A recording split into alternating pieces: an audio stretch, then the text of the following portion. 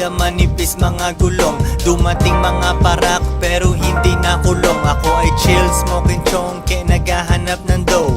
Wala kang makukuha sa akin, you stupid hoe. Meron kang nobyo, siya na lang ang mag-provide. Libo sa aking kamay para to sa aking ride. Konting budget meron din para sa aking main bitch, pero matitigil pag ugali niya ay parang witch. Siyam na problema but a bitch ain't one. Ganun pa rin si Boogeyman, tambay ng phase 1.